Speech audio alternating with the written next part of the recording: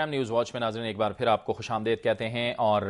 हम बात कर रहे हैं कराची में होने वाले गुज़िश्ता रोज़ के दहशतगर्दी के बदतरीन वाक़े की, जिसमें 18 अफराद जाँ बहक और 140 से ज़ायद अफराद ज़ख्मी हो गए। 500 किलोग्राम से भरा ट्रक कराची के क़ल्ब में कैसे पहुंचा, ये एक इंतहाई अहम सवाल है कानून नाफिज करने वाले इदारों और तहकीकाती इदारों के लिए। इसी पर बात करेंगे। हमारे साथ टेलीफोन लाइन पर मौजूद हैं सिंध असम्बली में अपोजिशन लीडर जनाब जाम मदद अली। बहुत बहुत शुक्रिया जाम साहब। ज़ाहिर है कि ये जो वाक़या हुआ है हर सतह पर हर किसी ने इस वाक़े की मजम्मत की है। आपके ख्याल में ज़ाहिर है कि इस तरह के वाक़यात कानून नाफिज करने वाले इदारों के लिए और हुकूमत के लिए आंखें खोलने के लिए काफ़ी हैं, क्योंकि ज़ाहिर है दावे किए जा रहे थे कि सिक्योरिटी इंतहाई सख्त है और फिर रेड जोन में यह वाक़या हुआ है। जी देखें, पहली बात तो ये अफसोसनाक वाक़या है, इसकी सब जितनी भी मजम्मत की जाए कम मजम्मत है। इसमें हुकूमत की ये तो कोताही जरूर है कि अगर चेक्स होते तो हमारे शहर के अंदर इस तरीके के चीजें आती नहीं, ट्रांसपोर्ट नहीं होती, पहुंचती नहीं यहाँ तक। हमारे पास इस तरीके की जो है मादनियात जिनसे नुकसान हो वो नहीं पहुंच सकती थी, ऐसे वेपन जिनसे नुकसान हो वो नहीं पहुंच सकते थे। लेकिन वो चेक हमारे पास एंट्रेंस में कराची को मुख्तलिफ जगहों से जहाँ से भी दाखिला है, कोई खास है सच कोई उसके ऊपर चेक नहीं है। उस एरिया में अल्लाह का करम ये हुआ कि वहां पर जो उसके एफसी के लोग थे और पुलिस के लोगों ने अक्लमंदी से हिम्मत से काम ले लिया, वरना नुकसान इससे भी बड़ा होता। और जो जिस तरीके से प्लानिंग करके इस रेड एरिया के अंदर sensitive area, most important VIP area, देखें सीएम हाउस वहाँ लोकेटेड है, इम्पोर्टेंट ऑफिस लोकेटेड है, इम्पोर्टेंट होटल वहाँ लोकेटेड है। वहाँ वो जो तकरीबकार पहुंच चुके हैं, तो वहाँ उनका इरादा कोई इतना छोटा मोटा ब्लास्ट करने का नहीं था, उनका बहुत बड़ा प्रोग्राम था। लेकिन वो अल्लाह का करम हुआ कि जो ब्लास्ट हुआ वो उस वक्त कोई लोगों की भी वहाँ कम थी, और प्लस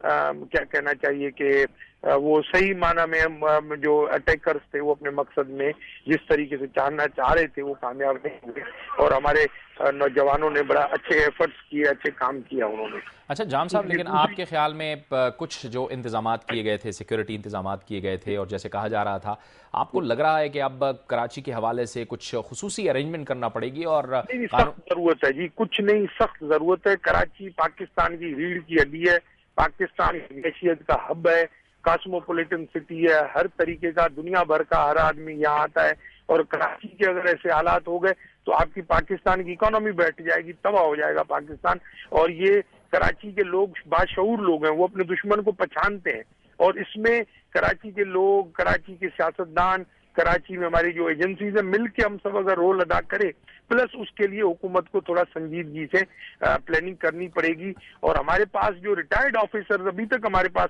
पुलिस में मसलत किए हुए हैं उनको हटाना चाहिए। पुलिस में जवान अच्छे ऑफिसर बैठे हुए हैं, उनको मौका देना चाहिए ताकि वो कुछ डिलीवर करें। ठीक है जाम साहब आप हमारे साथ लाइन पे मौजूद रहिए। हमें ज्वाइन किया है टेलीफोन लाइन पर कराची के साबिक चीफ CPLC जनाब शरफुद्दीन मेमन साहब ने, वो भी हमारे साथ हैं। हम चाहेंगे उन्हें भी अपनी गुफ्तगू में शामिल करें। बहुत शुक्रिया शरफुद्दीन मेमन साहब। जाहिर है कि जिस तरह के आम शहरी के जहन में ये सवाल उठ रहा है कि 500 किलोग्राम से भरा ट्रक रेड जोन के इलाके में पहुंच गया, आपके लिए भी ये हैरान कुन है? देखिए, बात यहाँ पर ये है कि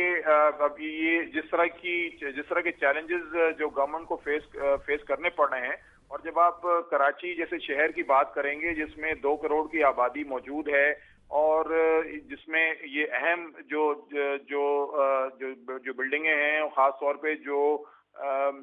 पुलिस की, जिस तरह की CID की बिल्डिंग थी, और इसके अलावा और मजीद इस तरह की इमारत हैं जो कि बहुत अहमियत रखती हैं, और उसमें जिस तरह की आपकी जो पुलिस की जो फोर्स ग्राउंड पे मौजूद है,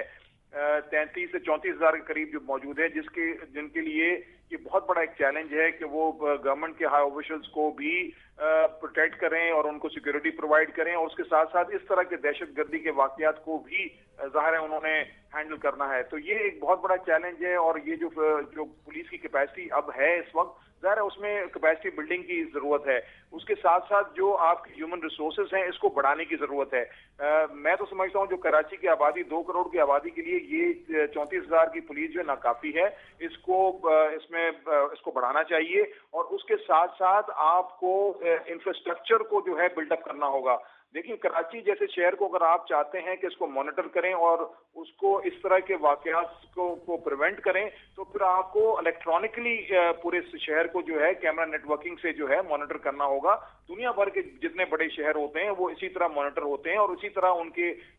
جو ہے کہ جو کرمنل ایکٹیویٹیز جو ہیں ان کے اوپر واچ رکھا جاتا ہے. تو یہ بھی اس طرح کے واقعات اگر جیسے یہ موومنٹ اس علاقے میں ہو رہی ہے, ریڈ زون ایریا تھا, اس میں یہ جو ٹرک ہے ظاہر ہے کسی نہ کسی جگہ سے اس نے موومنٹ کی ہوگی, یہ اندر آیا ہوگا اس علاقے میں اور اس کے بعد پھر جس طرح کا وہ وہاں پر پہلے فائرنگ ہوئی اور اس کے بعد پھر وہ